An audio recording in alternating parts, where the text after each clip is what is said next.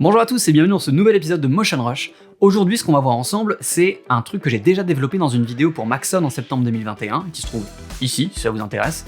En fait, on va voir comment utiliser Cinema 4D, les render tokens et les takes pour ensuite passer dans After Effects et essayer de trouver la méthode la plus smooth pour que tout se passe très bien. Dans cette vidéo, ce qu'on va voir, c'est comment c'était un fichier C4D et le rappeler à chaque nouveau projet. Et aussi, on va voir comment utiliser dans After Effects un script payant qui s'appelle Immigration et qui vous permet vraiment d'accélérer votre manière de travailler si vous avez beaucoup de passes dans votre rendu.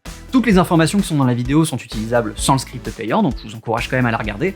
Et s'il y a une partie précise qui vous intéresse, vous avez des chapitres dans la description ou sur la timeline YouTube directement. Mais sans plus attendre, ouvrons Cinema 4D et mettons en place le premier fichier.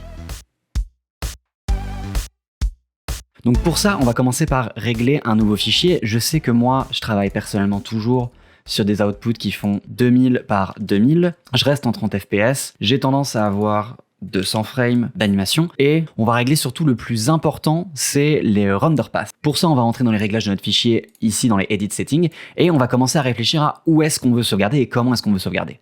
Pour ça, je vais commencer par me dire que je veux généralement du PNG et en fait, je vais trouver un moyen de faire en sorte que mon nom de rendu et le chemin de mon rendu soient automatisés à chaque fois que je commence. On va commencer par la base, on va commencer par utiliser des render tokens. Les render tokens, ce que ça nous permet de faire, c'est le petit menu ici et ça va automatiser le nom de sortie de notre fichier en fonction de certains éléments. Je vois qu'il y a plein de manières ici d'automatiser son nom. La plupart sont assez intenses dans le sens j'ai pas envie que mon fichier change à chaque date, à chaque heure, à chaque minute. Par contre, j'aimerais bien que mon nom de rendu change en fonction de mon nom de fichier.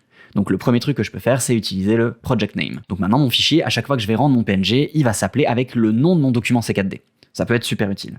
Ensuite, je vais rajouter derrière un underscore pour rajouter la fonction de la take. J'utilise beaucoup le take system, on va voir ça tout de suite après. Mon fichier va s'appeler nom de mon projet, nom de ma take. Et ça, à chaque fois que je vais créer un nouveau fichier ou une nouvelle take, ça va automatiquement se faire.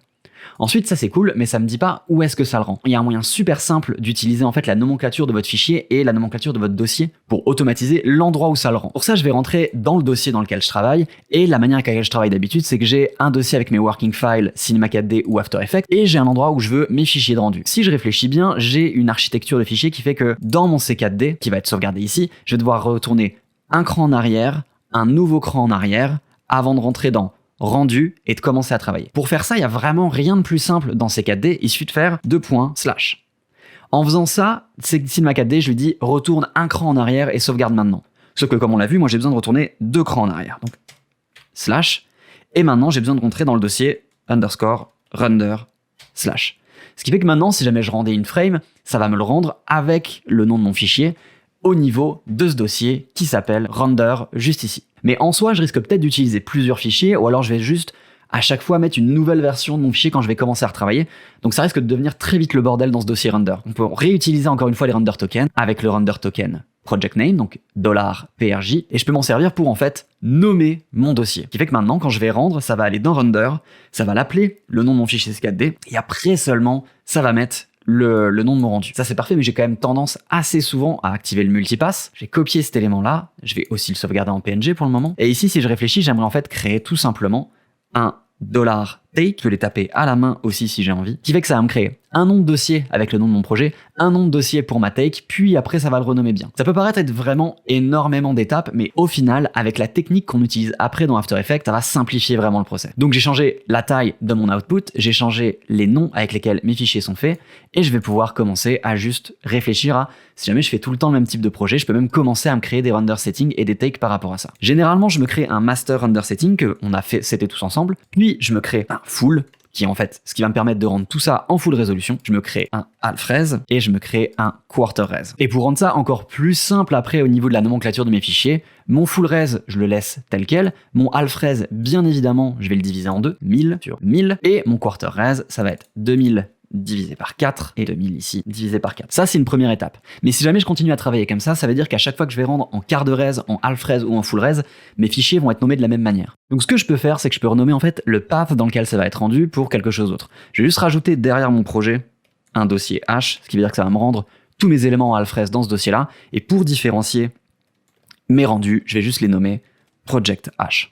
Je vais faire la même chose ici, donc je suis dans projet, je vais rajouter un dossier H, project, la take, on va pas changer la take parce que ça va être pareil, et underscore h à la fin. Je vais faire la même chose pour Carter-Res. Voilà. Je vais le rendre dans projet, je vais le rendre dans un dossier qui s'appelle Q, puis ici, je vais le rendre dans un dossier Q underscore et ma take, je vais l'appeler project take Q underscore. Ce qui fait que maintenant j'ai un master que je vais pouvoir modifier qui va impacter tout ce qui se passe en dessous, mon full res qui va rendre au non normal, mon half res qui va rendre en demi-résolution, bien évidemment, j'ai changé ça ici, et mon quarter res qui va rendre en quart de résolution au bon endroit.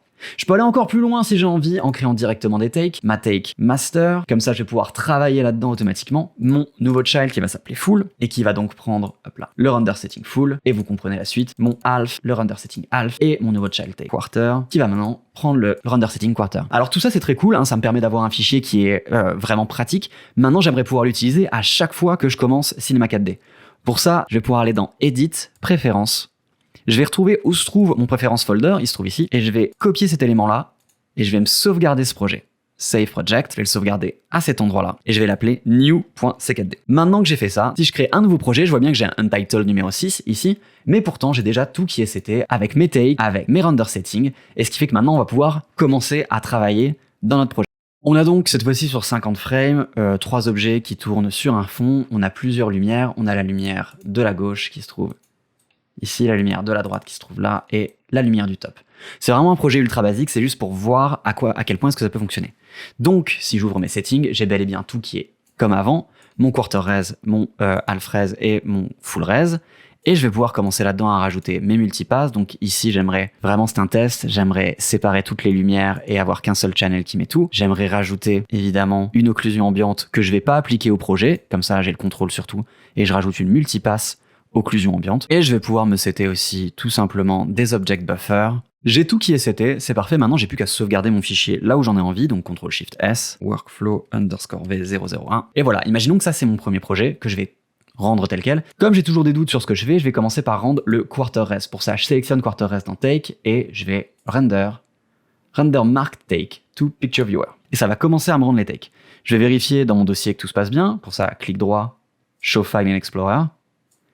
Et je vois bien que dans mon dossier Motion Rush, j'ai Workflow, qui est le projet sur lequel on travaille, j'ai Render, j'ai Workflow version 1 qui est en train d'être travaillé, j'ai un dossier Q, dans ce dossier Q, je vais avoir tout, et dans Quarter, je vais avoir tous mes éléments qui sont en train d'être mis. Encore une fois, on pourrait aller encore plus granulairement là-dedans et rendre des dossiers pour sur chacune de nos passes. Pour le moment, on va rester là, mais vous comprenez l'idée. Ce qui est cool avec ce setup, c'est que je vais pouvoir commencer à travailler mon After Effects pendant que mon quart de res est en train de rendre, travailler avec le quart de res, et puis une fois que tout sera bien seté dans le After Effects et que j'aurai eu le temps de vérifier, je vais pouvoir rendre soit un half res, soit directement un full res pour travailler tout de suite derrière. Ça termine la partie sur Cinema 4D, on va maintenant voir dans After Effects comment mettre tout ça en place. Donc pour ça, je vais setter mon fichier, je sais que mon rendu final va être quelque chose qui est en 30 fps à 2000 par 2000. Et je vais pouvoir commencer par importer tout ce qui a été fait à date. Si je choisis ici, c'est-à-dire que j'ai mon main, ici j'ai mon occlusion ambiante, si je continue ici, j'ai une de mes lumières. Vous voyez bien que c'est pas pratique en soi, quand on a beaucoup de passes, d'utiliser After Effects tel quel, vu sortie du logiciel. C'est pour ça que je vais vous montrer un script qui est sur AEscript actuellement et qui s'appelle Immigration. Le principe d'immigration, ça va être en fait de pouvoir choisir un endroit sur mon serveur, donc par exemple là où se trouvent mes rendus actuellement dans mon workflow version 1, et ça va automatiquement trouver toutes les suites d'images qui se trouvent dans ce dossier. Je vais pouvoir les intégrer en framerate à 30, c'est ce que je veux, je les importe, et là d'un coup j'ai tout qui est importé en une seule fois, c'est quand même beaucoup plus pratique. Je vais tout mettre dans la composition et on se rend bien compte que là, effectivement il y a un problème, c'est que j'ai rendu en quart de résolution, mais mon rendu final est en 2000 par 2000. Alors je pourrais travailler comme ça et juste à chaque fois modifier et à chaque fois faire en sorte que tout soit bien, c'est juste que je veux éviter au maximum les erreurs humaines là-dedans.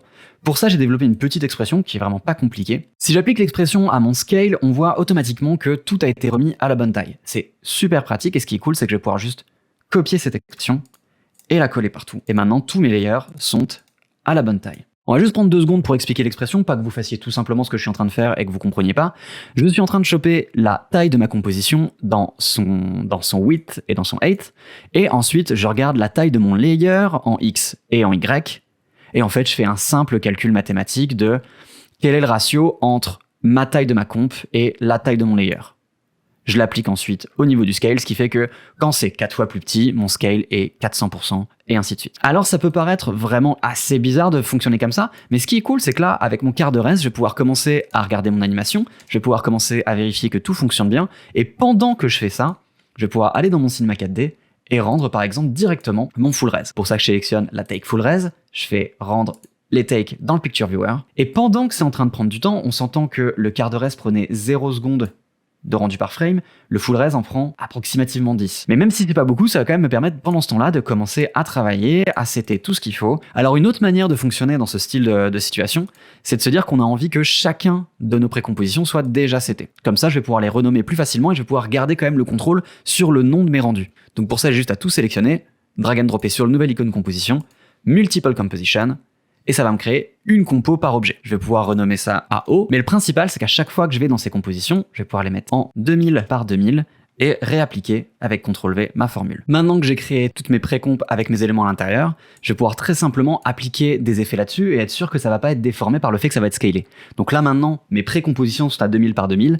À l'intérieur, j'ai des sources qui sont en 500 par 500. Pendant que je suis en train de faire ça, mon fichier en full résolution est en train d'être rendu, donc je ne perds pas de temps. C'est comme si j'étais déjà en train de travailler et je peux déjà commencer, par exemple, à rajouter, je sais pas, n'importe quoi, un adjustment layer pour changer le hue saturation d'un de mes objets. Mon main, mon hue saturation est ça. Je vais pouvoir utiliser un Luma Matte et juste changer la couleur de mon objet. Alors évidemment, je suis toujours en train de travailler sur du quart de res pendant que c'est en train de fonctionner, mais on va revenir dans quelques minutes et on va avoir nos full res qui vont être rendus. Pendant que le fichier finit de rendre, je peux bien évidemment prendre le temps de cleaner mon After Effects avec un dossier source, un nouveau folder précomp et commencer à ranger qui doit aller là où ça doit aller. On arrive quasiment à la fin du rendu et c'est là où on va se rendre compte de l'intérêt d'avoir utilisé immigration dans notre process et d'avoir ces noms qui se répètent et qui se ressemblent tous à chaque version. Là maintenant que je suis dans After Effects, de base, ce que je devrais faire si je voulais updater tout, ce serait prendre mes sources, clic droit, Replace, File, et aller un par un dans mon workflow version 1, full res, et récupérer tout à chaque fois. Encore une fois, c'est pas ce qu'on va faire parce qu'on va utiliser immigration ici, on va juste rafraîchir. C'est-à-dire qu'il va rechercher de nouveau ce qui se passe dans le dossier workflow 1. Et ici, on voit que on a toute notre liste de queues qui était là avant, et on a toute notre liste normale de full résolution. Donc on va pouvoir sélectionner dans notre projet After Effects toutes nos sources ici. On va pouvoir sélectionner dans immigration tout ce qui se passe ici en full résolution. Et si le même nombre de fichiers est sélectionné dans After Effects et dans immigration, on va pouvoir simplement cliquer sur Replace. Avant de faire ça, pour être sûr que tout fonctionne bien, je peux regarder le Preview File Match. Donc en checkant le Auto-Match File, je vois bien que mon version 1 full va remplacer le version 1 quarter, mon version 1 full AO va remplacer le quarter AO, full from left va remplacer quarter from left, et ainsi de suite. Et en un seul clic maintenant, paf, je vais pouvoir updater tous mes rendus, et comme mes rendus sont liés en fait à l'intérieur de mes compositions, je vais pouvoir avoir directement mes compositions qui cette fois-ci, si j'appuie sur S, sont à 100% de leur taille. Ce qui est cool avec cette méthode, c'est que maintenant, si jamais je mets à jour mon fichier C4D et que je l'enregistre juste une version au-dessus, version 2, bah, tous mes fichiers vont être sauvegardés dans une version 2 et je peux recommencer le processus avec immigration quand je vais les re-rendre. Donc c'est comme ça que je fonctionne au travail, pour la simple et bonne raison que nous, on a des fichiers qui sont gigantesques. On fait du projection mapping, ce qui implique des fois des résolutions qui vont jusqu'à 27K. Donc on s'entend que là, la manière de travailler est vraiment importante pour éviter de perdre trop de temps. Si cette vidéo vous a plu, je vous encourage à regarder ce qu'il y a d'autre sur la chaîne. On fait des vidéos sur After Effects, sur Cinema 4D, et il va en avoir de plus en plus. Donc n'hésitez pas à vous abonner et à laisser un commentaire en dessous s'il y a la moindre question à laquelle je pourrais répondre. En attendant, passez une bonne journée, on se revoit pour un prochain épisode. Bye!